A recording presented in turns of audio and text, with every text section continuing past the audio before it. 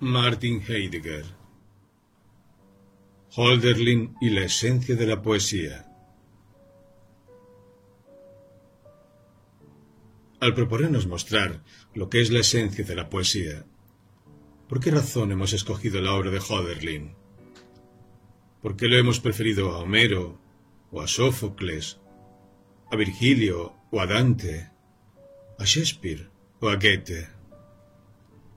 ¿No se encuentra en la obra de estos poetas la esencia de la poesía realizada con una riqueza igual y aún superior a aquella de las creaciones de Hölderlin, tan prematura, tan bruscamente interrumpida? Aunque sea así, es, sin embargo, a Hölderlin y solamente a Hölderlin al que hemos escogido. Pero, ¿es en verdad posible abstraer de la obra de un solo poeta la esencia general de la poesía? Lo general, es decir, lo que es válido para muchos, no podemos alcanzarlo más que por vía de reflexión comparativa. Para ello es necesario que nos sea presentada previamente la más grande variedad posible de poesías y de géneros poéticos. En este caso, la poesía de Hölderlin no es más que una entre muchas. Ella sola en ninguna forma es capaz de desempeñar el papel de medida para la definición esencial de la poesía. Desde luego, la iniciativa de nuestro proyecto contiene en sí misma la razón de su fracaso. Fracaso seguro tanto más cuanto entendemos por esencia de la poesía lo que se encuentra concentrado en un concepto general, válido indiferentemente para toda especie de poesía. Ahora bien, lo general, lo que vale indiferentemente para todo lo particular, es siempre lo indiferente. Lo general es así una esencia que no llega a ser jamás esencial. Y precisamente es lo esencial de la esencia lo que buscamos, lo que nos fuerza a decidir si hemos de tomar en adelante en serio la poesía y cómo hemos de tomarla, si los supuestos que aportemos permitirán en verdad mantenernos dentro del ámbito de la poesía y cómo hemos de mantenernos allí. No hemos escogido a Hölderlin porque su obra realice, como una obra entre muchas otras, la esencia general de la poesía, sino únicamente porque lo que forma el soporte de la poesía de Hölderlin es esta determinación poética que consiste en poetizar expresamente la misma esencia de la poesía. Hölderlin es, para nosotros, en un sentido privilegiado, el poeta del poeta, y por esto él nos fuerza a la decisión. Empero, el hecho de poetizar sobre el poeta no es índole de un extravío en la contemplación de sí mismo. ¿No es confesar al mismo tiempo que se nos ha frustrado la plenitud del mundo?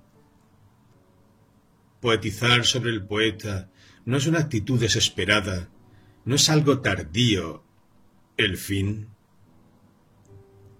La respuesta nos será dada en lo que sigue.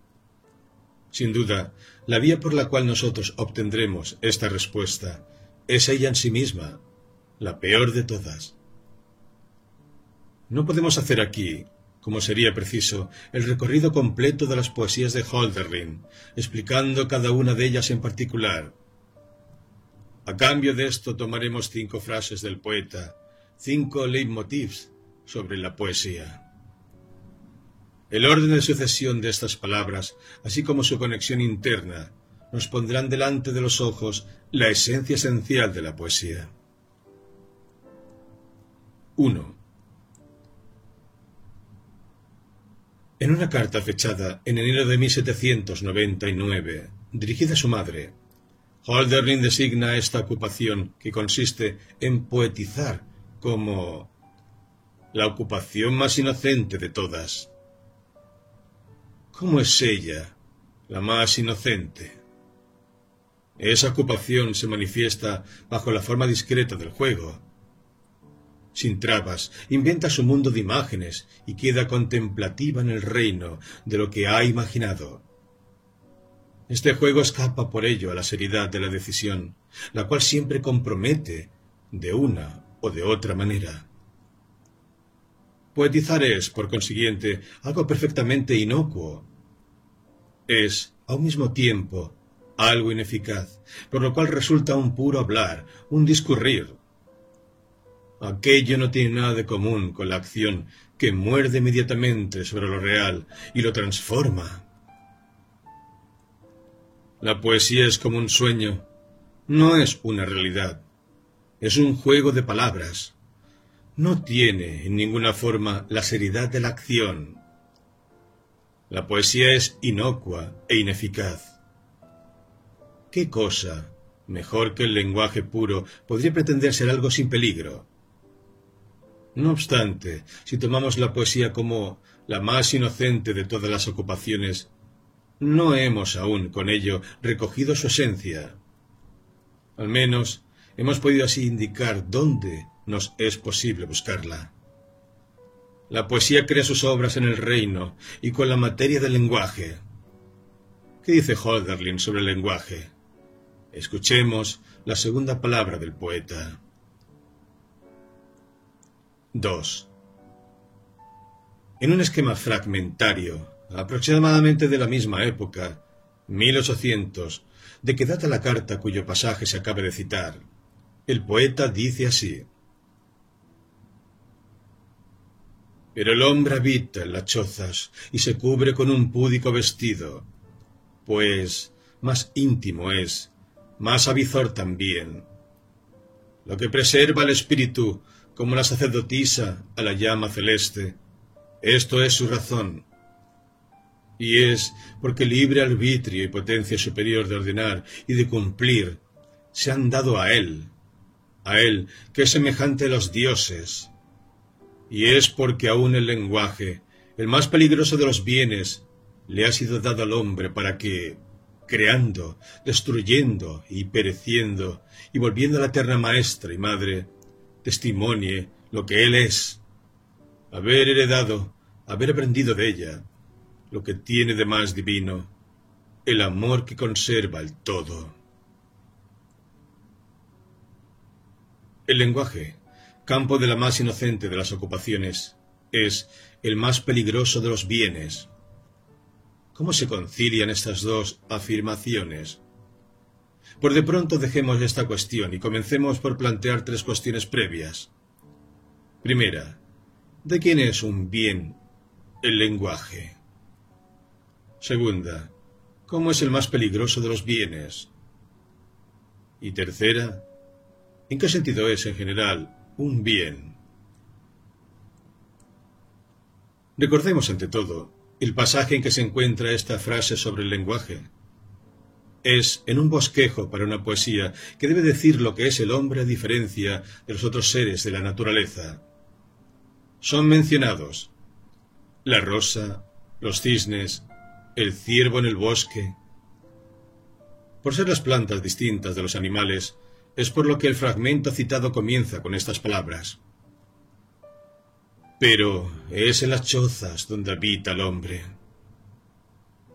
¿Y quién es ahora el hombre? Aquel que debe testimoniar lo que es. Testimoniar significa, por una parte, manifestar.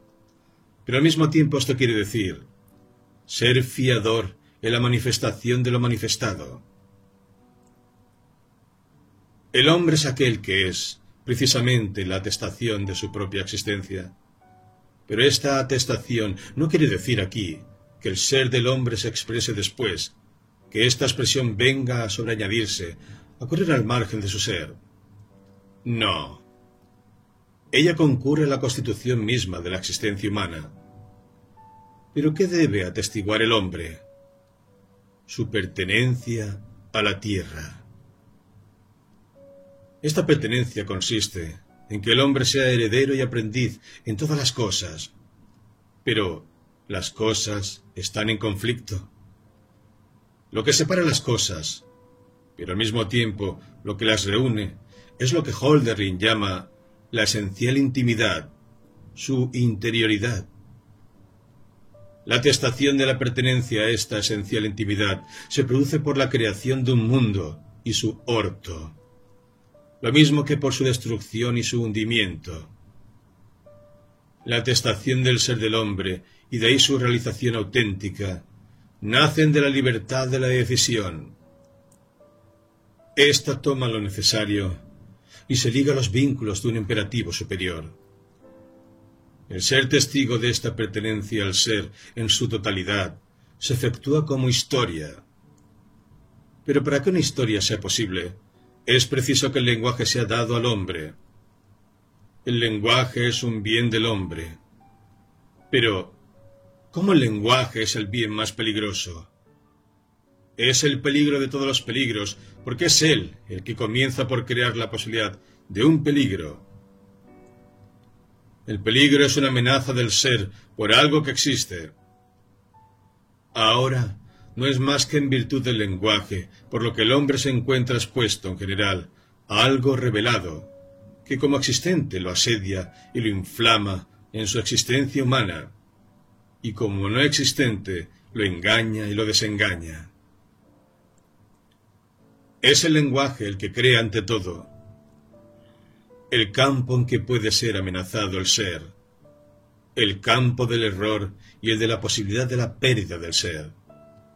Esto significa peligro. Pero el lenguaje no es sólo el peligro de los peligros. Oculta necesariamente en sí mismo y por sí mismo un peligro permanente. La tarea del lenguaje es revelar el ser como tal en la obra y garantizarlo en ella. Por el lenguaje puede expresarse lo que hay de más puro y de más excóndito, tanto como lo más confuso y lo más común. Es necesario también que la palabra esencial, para ser comprendida y para llegar a ser así el patrimonio de la comunidad, se haga común. Por esto dice Hölderlin en otro fragmento: hablaste la divinidad, pero todos habéis olvidado que jamás las primicias serán para los mortales, y que ellas pertenecen a los dioses. Es preciso, ante todo, que el fruto se haga más común, tome un carácter más cotidiano. Solo entonces llega a ser el bien de los mortales. Lo puro y lo común entran a la vez en el lenguaje.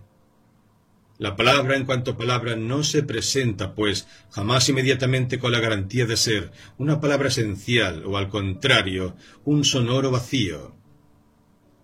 A la inversa, una palabra esencial aparece muchas veces, en su simplicidad, como algo no esencial. Y por otra parte, lo que en sus arreos da la apariencia de lo esencial no es a menudo otra cosa que chisme y referencia.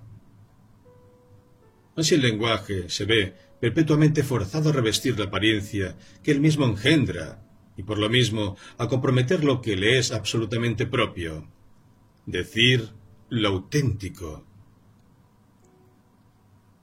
¿En qué sentido? Ahora, este bien, el más peligroso de todos, es un bien para el hombre. El lenguaje es su propiedad. El hombre dispone de él, con el objeto de comunicar sus experiencias, sus resoluciones, sus tonalidades afectivas. El lenguaje sirve a la comprensión. En cuanto instrumento apto para esta función, es un bien. Solo que la esencia del lenguaje no se agota toda en el hecho de ser un medio de comprensión. Definiéndolo así, no se toca aún la esencia que le es propia. No se hace otra cosa que llegar a una consecuencia de esta esencia.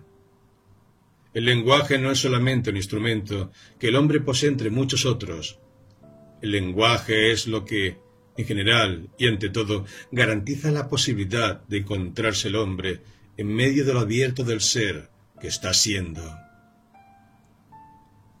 Solamente allí, donde hay lenguaje, hay mundo. Es decir, este círculo continuamente cambiante de decisión y de empresa, de acción y de responsabilidad, como también de arbitrariedad y de tumulto, de caídas y de extravíos. Y allí solamente donde hay mundo, hay historia. El lenguaje es, pues, un bien en un sentido más original. Que sea el bien caución de este mundo y de esta historia, quiere decir que garantiza que el hombre puede actuar como ser histórico. El lenguaje no es un instrumento de que se dispone, es, a la inversa, este actuar que depara la suprema posibilidad de ser del hombre. Es de esta esencia del lenguaje de la que debemos asegurarnos ante todo, para concebir verdaderamente la esfera de acción de la poesía y captarla así, verdaderamente, en sí misma. ¿Cómo va haciéndose el lenguaje? Para encontrar la respuesta a esta cuestión, consideremos una tercera palabra de Hölderlin. 3. Encontramos esta palabra en medio de un bosquejo, largo y complicado, para un poema inconcluso que empieza así. Reconciliador, tú que nunca has creído. El hombre ha experimentado mucho, de los dioses ha nombrado mucho, desde que somos un diálogo y desde que podemos oírnos los unos a los otros. Por de pronto hagamos surgir de estos versos lo que tiene referente al contexto de nuestra discusión. Desde que somos un diálogo, nosotros, los hombres, somos un diálogo. El ser del hombre tiene su fundamento en el lenguaje, pero éste se actúa auténticamente solo en el diálogo. El diálogo, por consiguiente, no es únicamente una forma en que se cumple el lenguaje, sino que el lenguaje es esencial únicamente como diálogo. Y lo que entendemos aún por lenguaje, es decir, un sistema de palabras y de reglas sintáxicas, no es más que el primer plano del lenguaje. ¿Pero qué significa, pues, un diálogo? Evidentemente, el hecho de hablar los unos con los otros sobre alguna cosa. El lenguaje es entonces el mediador que acerca y aproxima los unos a los otros. Pero Hölderlin dice esto: desde que somos un diálogo y desde que podemos oírnos los unos a los otros. El poder oír, lejos de ser una simple consecuencia del hecho de hablar los unos con los otros, es, muy al contrario, el supuesto de aquello. Solo que aún el poder oír se encuentra ya en sí, erigido a su turno sobre la posibilidad de la palabra, y necesita de ella. Poder hablar y poder oír coexisten igualmente desde el origen. Somos un diálogo, y esto quiere decir, nosotros podemos oírnos los unos a los otros. Somos un diálogo, y al mismo tiempo significa siempre esto: somos un diálogo. La unidad de un diálogo consiste en que cada vez en la palabra esencial se ha revelado el uno y el mismo sobre el cual nosotros nos unimos, en razón del cual nosotros somos uno y también, auténticamente, nosotros mismos. El diálogo y su unidad son el soporte de nuestra existencia. Pero Hölderlin no dice simplemente «somos un diálogo». Expresa «desde que somos un diálogo». No porque haya ni porque se ponga en ejercicio la actitud del hombre para el lenguaje. No por eso la actuación esencial del lenguaje se ha obtenido todavía: el diálogo. ¿Desde cuándo somos un diálogo? Allí donde debe ser un diálogo, la palabra esencial ha de quedar relativa al uno y al mismo. Sin esta relación, un diálogo de controversia es aún, y precisamente entonces, imposible. Pero el uno y mismo no puede ser revelado más que a la luz de alguna cosa que persista y permanezca. Persistencia y permanencia no se manifiestan, sin embargo, más que cuando brillan la constancia y la presencia. Pero esto no se produce sino en el instante en que el tiempo se abre en sus extensiones. Es desde que el hombre se coloca en lo presente de alguna cosa que persiste, cuando se expone a lo mudable, a lo que viene y a lo que pasa. Porque sólo lo que persiste es mudable. Es únicamente desde que el tiempo desgarrador se encuentra desgarrado en presente, pasado y porvenir, cuando subsiste la posibilidad de unirse sobre alguna cosa que permanece. Un diálogo somos nosotros desde el tiempo en que hay tiempo, desde que el tiempo es llevado a existir y a persistir. Desde entonces somos históricos. Ser un diálogo y ser histórico, estas dos cosas tienen antigüedad igual, forman un todo solidario, son una sola y misma cosa. Desde que somos un diálogo, el hombre ha experimentado mucho y nombrado muchos de los dioses. Desde que el lenguaje se historializa auténticamente como diálogo, los dioses pasan a la palabra y aparece un mundo. Pero una vez más aún interesa ver que la presencia de los dioses y la aparición del mundo, lejos de ser las simples consecuencias del advenimiento del lenguaje, son simultáneos con él. Y esto hasta tal punto que es precisamente la denominación de los dioses y en el hecho de que el mundo devenga palabra, en lo que consiste el diálogo auténtico que nosotros mismos somos. Pero los dioses no pueden venir en la palabra, sino en cuanto ellos mismos nos interpelan y nos colocan bajo sus interpelaciones. La palabra que nombra a los dioses es siempre una respuesta a esta interpelación. Esta respuesta surge cada vez de la responsabilidad de un destino. Al hablar los dioses de nuestra existencia, entramos en el dominio en que se decide si hemos de prometernos a los dioses o si por el contrario nos rehusamos a ellos. Con lo anterior medimos plenamente lo que significa. Desde que somos un diálogo, desde que los dioses nos conducen al diálogo, desde entonces hay tiempo, desde entonces el fundamento de nuestra existencia humana es un diálogo. La tesis según la cual el lenguaje forma el acontecimiento fundamental de la existencia humana ha sostenido por lo mismo su interpretación y su justificación. Pero de inmediato se suscita esta nueva cuestión. ¿De qué manera se inicia este diálogo que nosotros somos? ¿Quién, pues, lleva a cabo esta nominación de los dioses? ¿Quién, pues, aprehende en el tiempo desgarrador alguna cosa que permanece y hace, por medio de la palabra, persistir esta cosa? Hölderlin nos lo dice con la segura simplicidad del poeta. Escuchemos una cuarta palabra. 4. Esta palabra que forma la conclusión del poema Memorial es la siguiente. Pero lo que permanece, los poetas lo fundan. Esta palabra proyecta una luz sobre nuestra cuestión, concerniente a la esencia de la poesía. La poesía es fundación por la palabra y en la palabra. ¿Y qué es lo fundado? Lo que permanece. Pero, ¿lo que permanece puede ser fundado? ¿No es eso lo que ya por siempre es subsistente? No. Justamente lo que permanece ha de ser llevado a persistir contra el flujo que lo arrebata. Lo simple debe ser arrancado a la confusión. La medida ha de ser preferida a lo inmenso. Es preciso que llegue a ser descubierto lo que soporta y rige lo existente en su conjunto. Es menester que el ser sea puesto en descubierto para que lo existente aparezca. Ahora precisamente lo que permanece es lo inasible.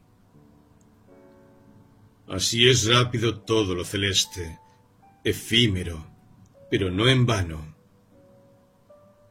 Pero que esto permanezca, he aquí lo que se ha confiado para cuidado y servicio de aquellos que actúan como poetas. El poeta nombra a los dioses, nombra todas las cosas en lo que ellas son.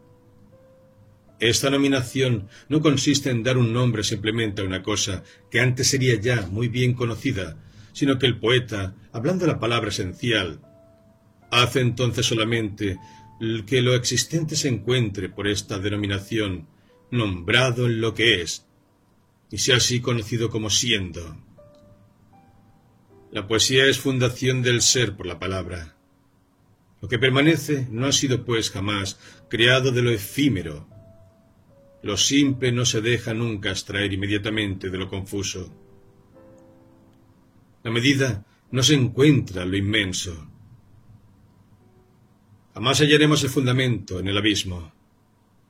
El ser no es en ningún momento un siendo. Pero porque el ser y la esencia de las cosas no pueden nunca resultar de un cálculo ni ser derivados de lo existente ya dado, es preciso que sean libremente creados, puestos y dados. Esta libre donación es fundación. Pero al mismo tiempo que los dioses son originariamente nombrados y que la esencia de las cosas pasa a la palabra para que las cosas comiencen entonces a lucir, al mismo tiempo que aquello se historializa, la existencia humana accede a una relación fija y es asentada sobre un fundamento.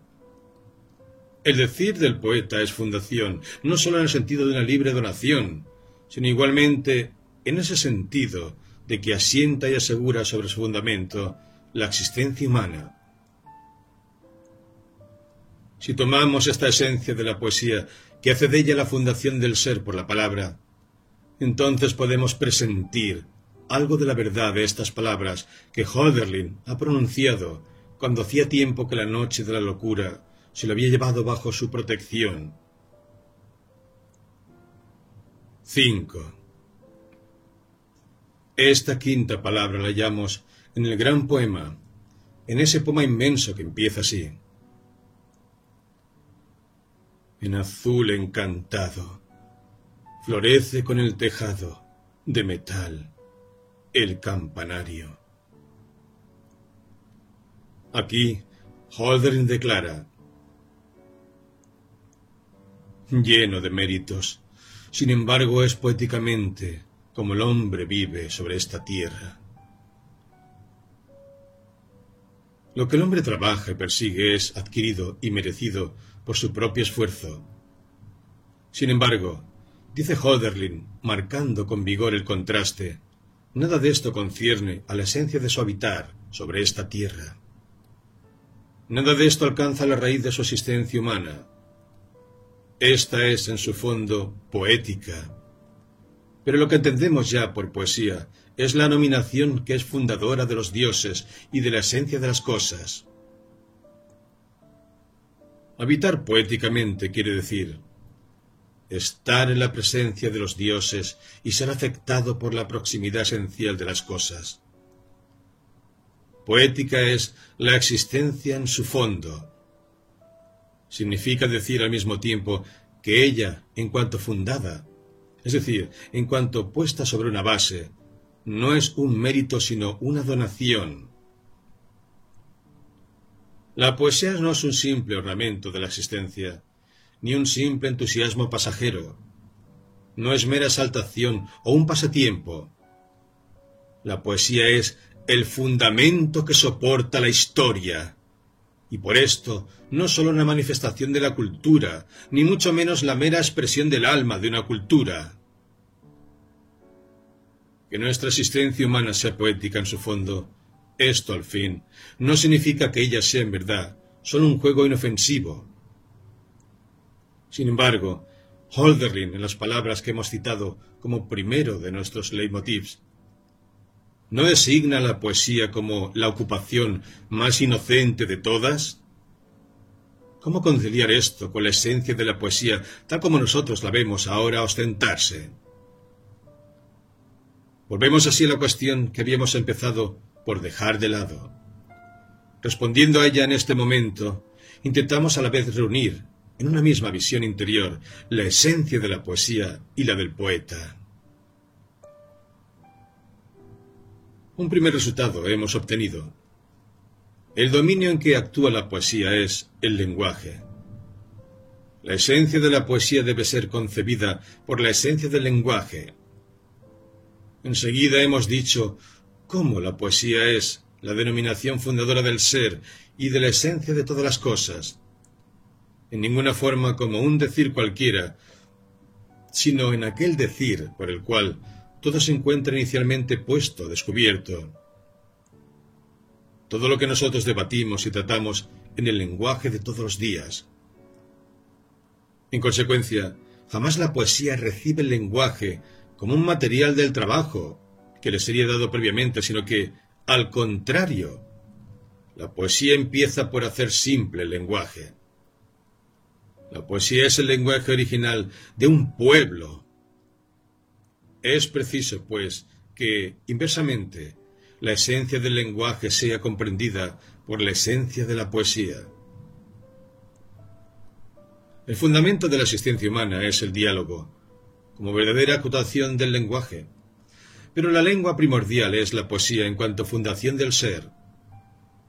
Ahora bien, el lenguaje es el más peligroso de los bienes, pues la poesía es la obra más peligrosa y al mismo tiempo la más inocente de todas las ocupaciones. En efecto, esa condición de que podamos abrazar en un solo y único acto de pensamiento estas determinaciones, como concebiremos la esencia total de la poesía. Pero, ¿es en verdad la poesía la obra más peligrosa? En una carta dirigida a uno de sus amigos, inmediatamente antes de partir en su última peregrinación a Francia, Hölderlin escribía esto: Amigo mío, el mundo está aquí delante de mí, más claro que nunca y más grave. Me alegro de lo que sucede. Estoy contento, como cuando el Padre antiguo y sagrado hubo sacudido con mano apacible a través de las nubes enrojecidas los relámpagos que bendicen. Porque, entre todo lo que puedo ver de Dios, este signo se ha hecho mi signo predilecto. Antes podía exultarme por una verdad nueva, por una visión mejor de lo que hay por encima de nosotros y en torno nuestro. Ahora temo que me ocurra finalmente a mí lo que al viejo Tántalo, que recibió de los dioses más de lo que podía digerir. El poeta está expuesto a los rayos del dios. Es lo que dice este poema que debemos conocer como la más pura poesía de la esencia de la poesía y que comienza así. Como un día de fiesta, cuando un campesino sale a la mañana para ver la campiña. Es lo que queda dicho en la última estrofa. Sin embargo, nos conviene bajo las tempestades de Dios, los poetas, vosotros, quedar en pie, con la cabeza descubierta, con nuestra propia mano tomar el relámpago del Padre, el Padre mismo, y ofrecer al pueblo el don celeste envuelto en el canto. Ya un año después, cuando Hölderlin, atacado por la locura, regresó a la casa de su madre, he aquí lo que escribió su amigo, extrayéndolo del recuerdo de su permanencia en Francia. El elemento inmenso, el fuego del cielo y el silencio de los hombres, su vida en la naturaleza, su limitación y su satisfacción, me han asaltado sin cesar. Y como se repite de los héroes, puedo muy bien decir de mí igualmente que Apolo me ha herido. La claridad, por deslumbrante en exceso, ha arrojado al poeta a las tinieblas. Es necesario aún otros testimonios para probar el supremo peligro de su ocupación. El destino, que fue rigurosamente suyo, lo dice todo.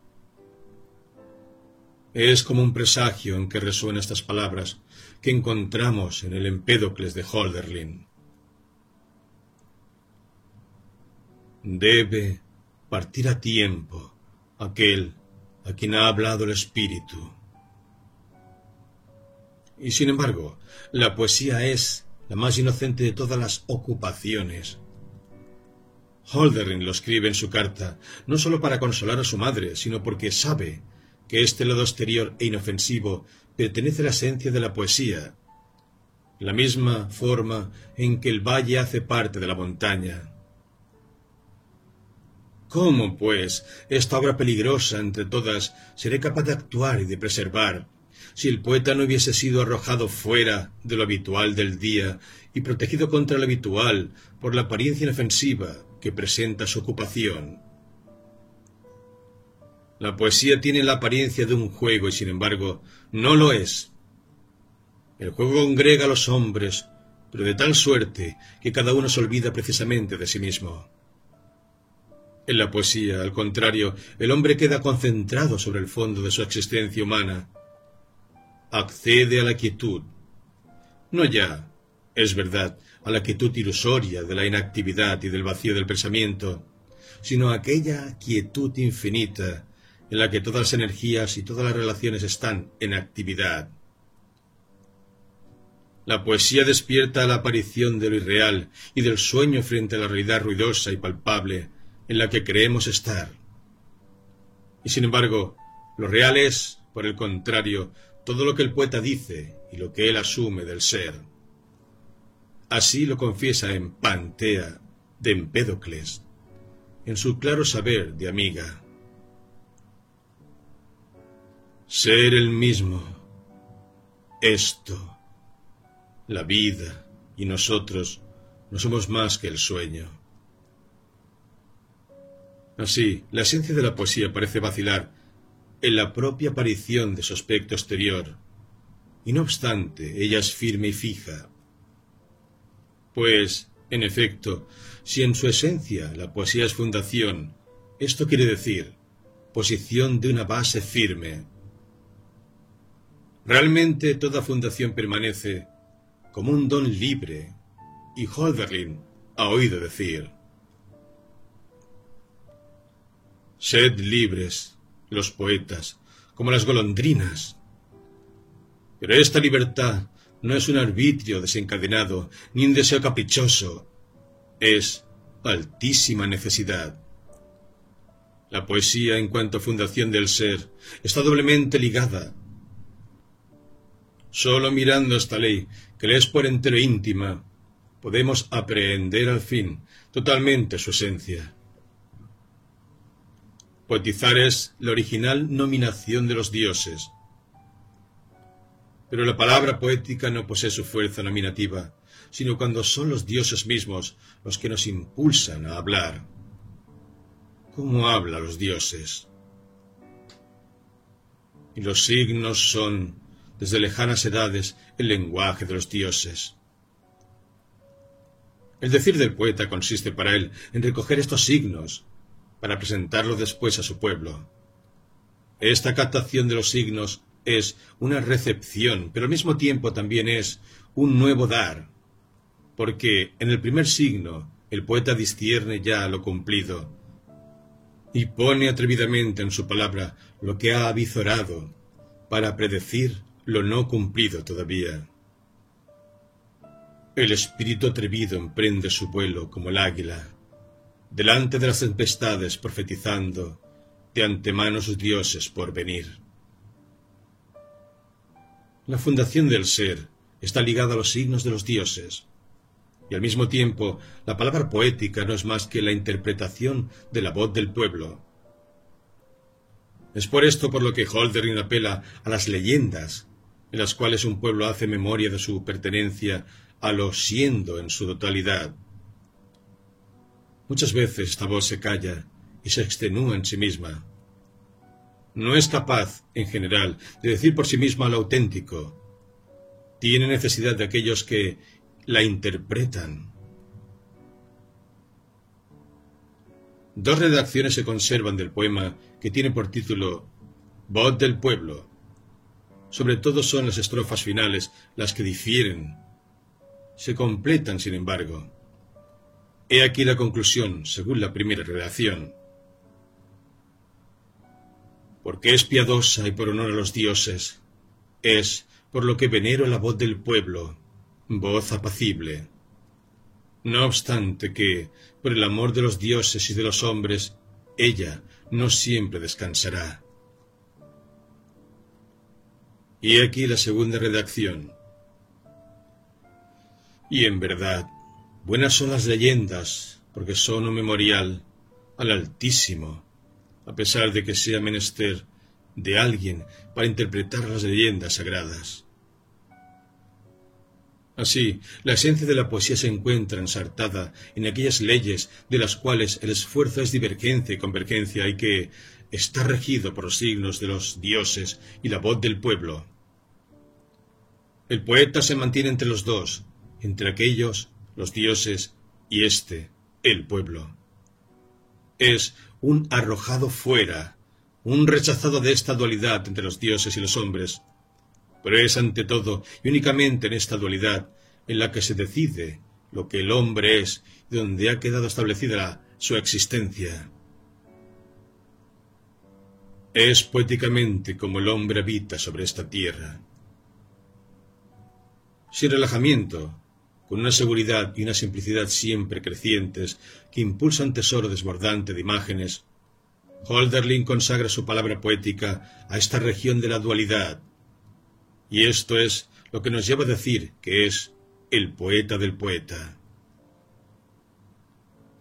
Diremos ahora que Hölderlin, porque se le haya frustrado la plenitud del mundo, queda cautivo de su propia contemplación, esclavo de una admiración loca y vacía, mirándose a sí mismo.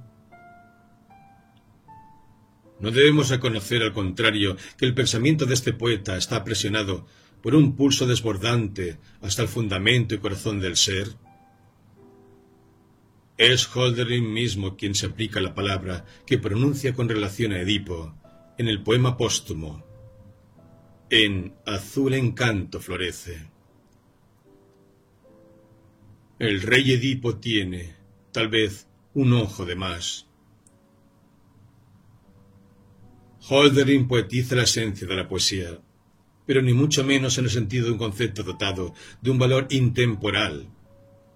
Esta esencia de la poesía pertenece a un tiempo determinado. No en absoluto, que ella simplemente sea conforme a este tiempo, como si éste subsistiese ya antes que la poesía, sino que, fundado de nuevo la esencia de la poesía, Hölderlin comienza por determinar así un nuevo tiempo. Es el tiempo de los dioses idos y del dios que va a venir. Es el tiempo de la indigencia, porque este tiempo está marcado por una doble falta y una doble negación. El no más de los dioses que se fueron y el no todavía del dios que va a venir. La esencia de la poesía, aquella que funda Hölderlin, es histórica en el grado supremo, porque anticipa un tiempo histórico. Pero en cuanto a esencia histórica, es la única esencia esencial. Tiempo de la indigencia lo es porque rico hasta el exceso es su poeta. Tan rico que a veces quisiera entorpecerse en el pensamiento de los que fueron y en la espera de lo que va a venir, y dormir simplemente en esta aparente vacuidad. Pero él se mantiene firme en la nada de esta noche, persistente en sí mismo, como el supremo solitario que individualiza su destino propio. El poeta trabaja la verdad para su pueblo, representándolo, y por esto trabaja en verdad. Esto es lo que anuncia la séptima estrofa de la elegía Pan y vino. Es el enunciado poético de lo que no ha podido ser analizado aquí, más que por el pensamiento reflexivo. Pero, amigo, llegamos demasiado tarde. Ciertamente los dioses viven. Pero por encima de nuestras cabezas, en otro mundo, sin fin, ellos se agitan y parecen poco atentos al hecho de que vivamos. Así los dioses nos tratan con cuidado. Es un frágil vaso, no puede siempre contenerlos. Solo de vez en cuando el hombre soporta la plenitud divina. Un sueño de ellos, he aquí la vida. Pero el error, como un adormecimiento, es una ayuda. Angustia y noche son los que hacen fuerte, hasta que los héroes, habiendo crecido bastante la cuna de bronce, sean corazones como ayer, semejantes en fuerza a los dioses. Es a golpes de trueno como ellos vienen, esperando, me parece comúnmente, que dormir sería mejor que estar así sin compañero, y que preservar así. ¿Y qué hacer y qué decir cuando se espera? No lo sé. ¿Y para qué los poetas en un tiempo de indigencia? Pero ellos son, dices tú, como los sacerdotes sagrados de Dionisos, que de país en país erraban en la noche sagrada.